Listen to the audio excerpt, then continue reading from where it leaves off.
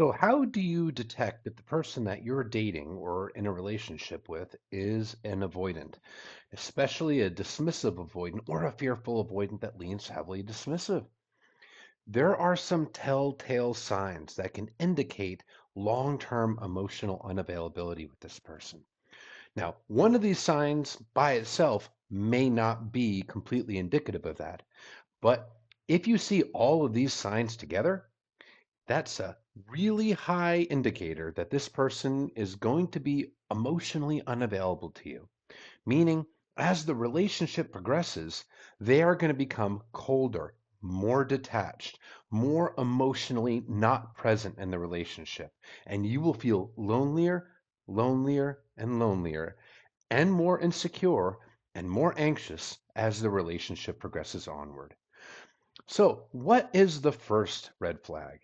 The first red flag is hot and cold behavior, hot and cold communication. One day, they are very communicative with you. They're very warm, they're very friendly. And then the next day, you barely hear from them.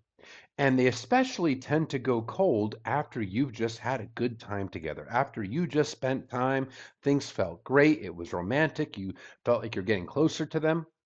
And then it's followed by immediate pullaways. Now, normal people do get busy throughout the day, and sometimes you have a day where you have meetings at work or things like that. But a healthier partner that is emotionally available is going to let you know, hey, I've got a bunch of meetings today. My work schedule's crazy. I'll get back with you a little later, but I just want to let you know I haven't forgotten about you. The avoidant will simply just disappear and pull back. And when you call them out on this, they're either going to give you very vague excuses or they might be shocked or annoyed that you're actually saying something about it because you're, in a way, communicating a boundary like, hey, consistent communication is important to me.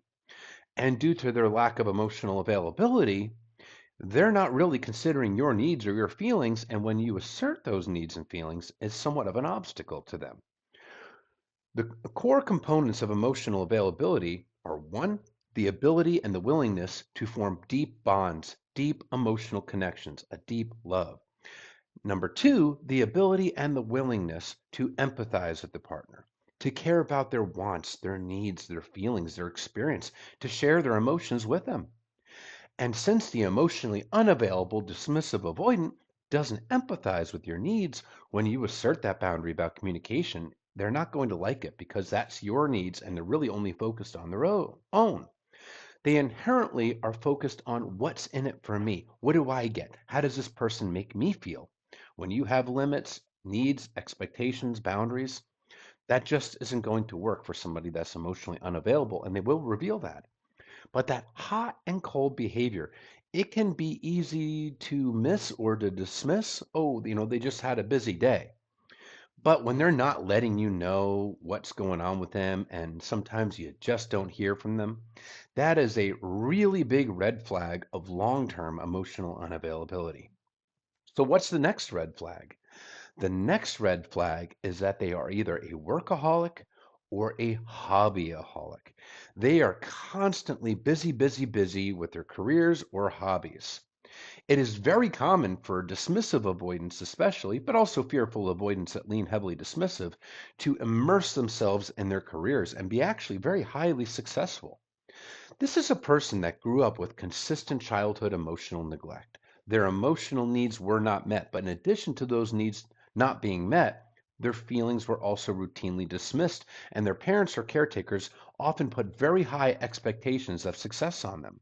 So they learned that they're only worth something if they are successful, and they often put their self worth and tie it into career success. Plus, working all the time or doing their hobbies all the time, it is a distraction.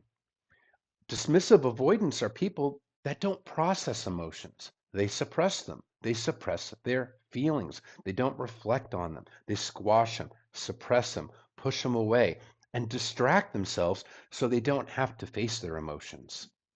And working all the time helps them create emotional distance between themselves and their partner. Emotional closeness, emotional intimacy does not feel safe to an avoidant. Emotional distance feels safe. And that's because they personalized that childhood emotional neglect. They developed a wound of shame because they personalized it, growing up to feel defective, unlovable, worthless, like there's something inherently wrong with them. And that's why closeness feels unsafe, because their fear, which largely lies in the subconscious, but sometimes they are, in fact, consciously aware of it. Their fear is if I lower my walls and I let my partner into my heart, my partner is going to figure me out. I will be exposed, and they will realize that I'm not good enough, that I'm worthless, that I'm not lovable. And they're going to reject me. I'm going to get abandoned. I'm going to get crushed. So instinctively, they seek to create emotional distance between themselves and their partner. Because if there's emotional distance and you aren't too close, you're not behind that wall, you can't figure them out. You won't figure out that they are what they perceive themselves to be, which is defective, worthless, and unlovable.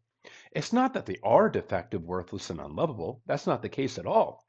It's just what they believe themselves to be because of that core wound of shame. And shame is a very toxic emotion. It's an emotion with no resolution. What resolution is there to I am wrong, I am defective, I'm not lovable? There's not. So what they've learned to do is to avoid dealing with that shame, to push it away, to not reflect on it, to keep partners at a distance so they don't even have to confront that wound. That is a very profound wound in avoidance, and it leads a lot of their behaviors. So, what's another red flag? Another red flag is when they have learned nothing from past relationship failures. A good question to ask them early in dating, and it's a multi-part question, is what does your past relationship history look like? Why did those relationships fail? What did you learn from them? And how did you heal? A person that is emotionally intelligent, a person that is emotionally available, is going to be able to give you very specific answers. Now, even if they got into a relationship with a toxic person like a narcissist, there is always some sort of lesson to be learned. The lesson might be I needed to learn to hold boundaries. I needed to stand up for myself. I learned that I need to be able to express my needs, my feelings. I learned that I need to regulate my own emotions better when I'm triggered. There are plenty of things to learn from every failed relationship. And the emotionally available, emotionally intelligent person, because they're more introspective, is going to be able to tell you how they healed. Maybe they went to therapy, maybe they did coaching, maybe they read books, maybe they did research, maybe they, you know, had some sort of a religious therapy. But there's so many different things it could be, but they're going to have an answer for you. Now, the avoidant, on the other hand, they are likely to give you one of two different answers to these questions. Yeah, they'll be able to tell you who they dated and how long it went in the past, but they didn't learn anything from it, and that's going to be very apparent. The most common answer they're going to give you is vagueness, very vague answers as to why it failed. Oh, we just drifted apart. Oh, we just weren't compatible. Oh, they just weren't the right one. Just vagueness, really making it apparent that they learned absolutely nothing from the failure of the relationship. They learned nothing whatsoever. As far as how they healed, you'll get the same vague answer. Oh, you just move on. Oh, I just did, or oh, I don't know, time heals all wounds. Very vague answers again. Now, there's another way this could go. All my exes are crazy. This person was toxic. It was all their fault. That person was toxic. It was all their fault. This person was terrible. That person was terrible. The all my exes are crazy answer. But still notice one common thing between the two answers? They learned nothing. They took no personal responsibility, no accountability. They did not self reflect. Zero self reflection as to how they showed up in the relationship and how they could show up differently in the future to avoid relationship failures in the future. Zero self reflection. Suppressed it, distracted themselves, and shifted accountability completely over to the other person.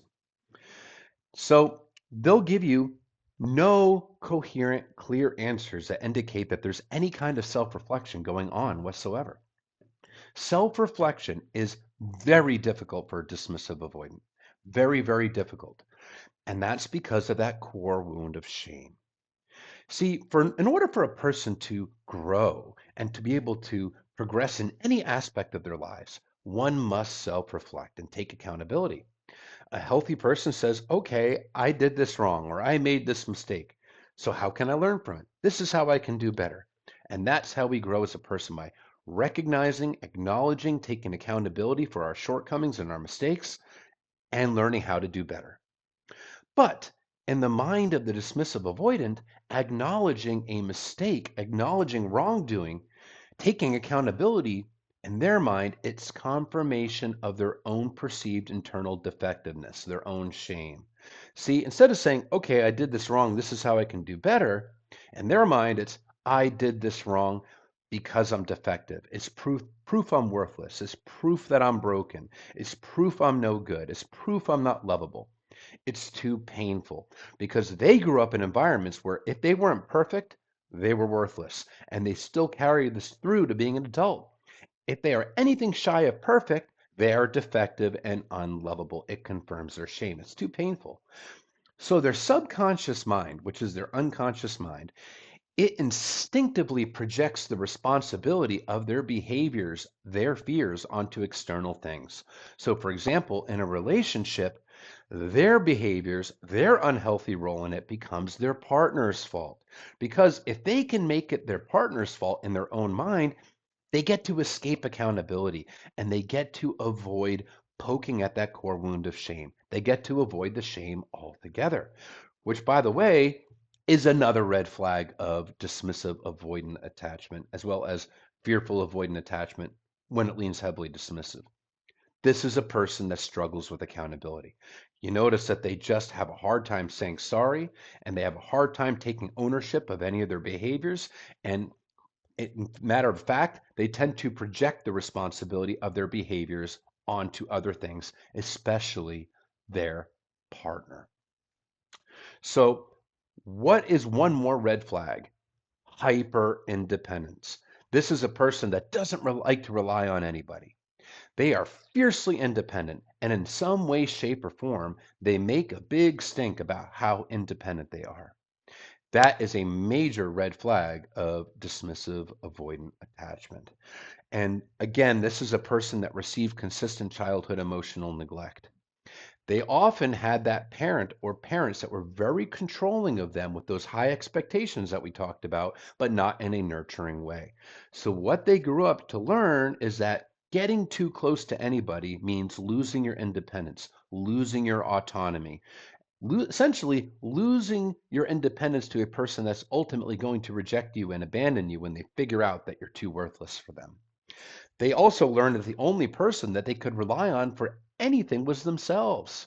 So, getting involved and relying emotionally on somebody else is terrifying to them. So, they have this sense of hyper independence.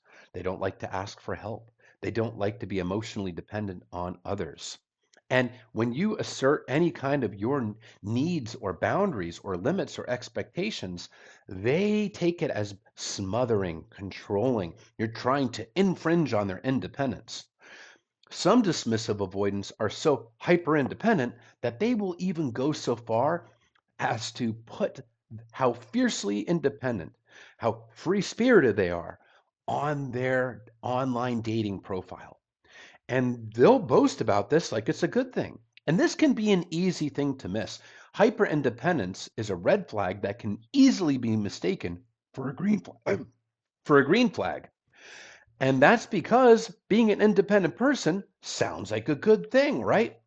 It sounds like it's wonderful. Oh, of course, who wouldn't want an independent person?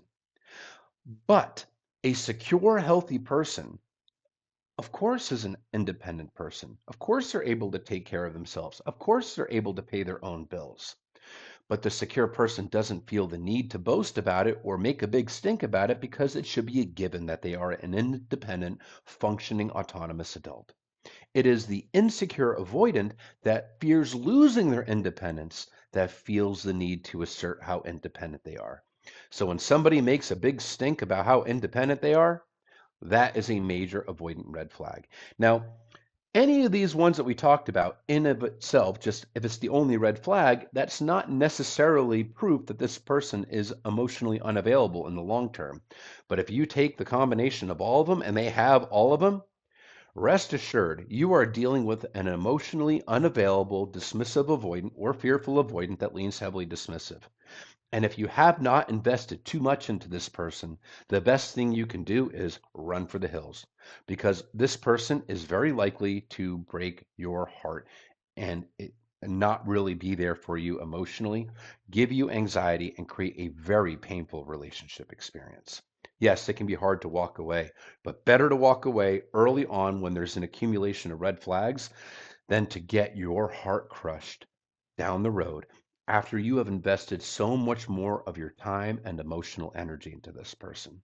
If you are looking for a deep, loving, emotional connection and a long term relationship that is healthy and fulfilling, unless this person really is working on themselves in a meaningful way, like going to therapy with a psychotherapist, really taking radical accountability, reflecting on their behavior, then it's a long road ahead and you are not going to get that fulfilling, loving, deep bonded relationship that you crave with this person. They're just not going to be able to give it to you. It's not because you're not good enough. It's because this person, they don't have the skills. They don't have the skill set to do a healthy relationship. They don't have the skill set to bond to you in the way that you can bond to them. They have so many attachment wounds and anxieties that it prevents them from truly ever letting you into their heart. And they will instinctively push you away when things get too real and too close. So, why put yourself through that if you don't have to? If you recognize those red flags, pay attention because the price that you'll pay down the road for ignoring these can be soul crushing and devastating, and you deserve better than that.